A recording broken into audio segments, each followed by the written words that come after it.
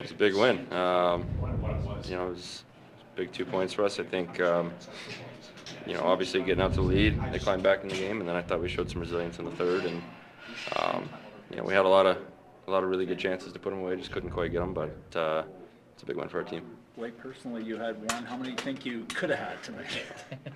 I don't know. I'm gonna go home and do a bonfire to the hockey gods and burn some stuff. And it's just one of those nights, man. It's good that we're getting the chances, I guess, but frustrating. But like I said, we got the win, so the one was enough tonight. That shift of yours in the third, or on the penalty kill where you lost your stick and were in the corners and you sort of like what was going through your head? It seemed like you were a man possessed a little bit on that sequence. It's just trying to play hard for our team. I think,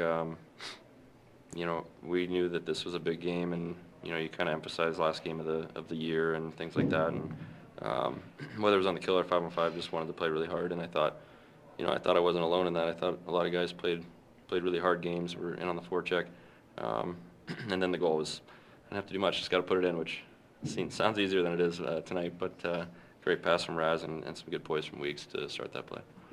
What does it do for a room when you see a guy like McKenzie finally get that first goal? Yeah, Weeks is the best, man. He's a great guy, great teammate. We joked about it this morning. We thought he was going to get one, and he did. And it looked like he'd scored his 50th goal the way he celebrated. But we're happy for him. He's a big part of our team. It's going to be the first of many. Sometimes it's just funny how it works like that. But he's such a big part of our team, and it's nice to see him get on the board and get rewarded. I was going to ask him, but were you surprised that he just basically shrugged? I think it was a little bit of exhaustion on that whole shift. They were in there for about a minute and a half, so I'm sure he was excited inside. Is that shift almost symbolic of the way this team wants to and can play when they're forechecking at its best? Yeah, I think we've been getting better and better. I think you can see it from each line now, and you're getting some sustained offense in ozone time, and we're a hard team to play against when everybody's doing it. The challenge, obviously, is to not take shifts or periods off, and it's a hard way to play. It's demanding, but we've got the guys that can do it, and if we continue this path, we're just going to keep growing and get better. The rest in that second period, you outshot them while they were on the power play. What were you guys doing so effectively that really was important in that period when they had all those chances?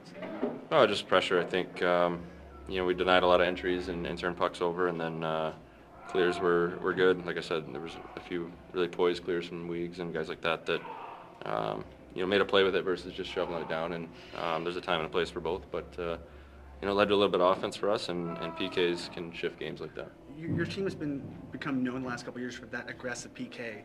You've played on the other side against PKs like that. What does it do to the opposing power play, knowing that your team has the ability to spend a lot of time in the ozone, generate chances, score goals? Does it sort of put you on your heels a bit?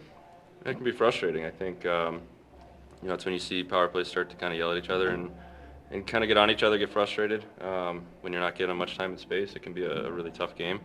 Obviously, you got to be, pick and choose your spots of when to really push the pedal down and when to play the right way and take away passing lanes, things like that. But I think in the last month or so, it's been a big emphasis on our team to get up ice and get pressure up the ice, and I think it's been a lot better lately, and that leads to less time in your zone killing. How does a guy celebrate the New Year after he scores on a Saturday night NHL game? What do you do to ring in 2023? I don't have much time, man. I'm going to get up out of here quick. And Perfect. Last question. Just going to be with the boys tonight. Obviously my wife, and then let's see what the next year has in store for us.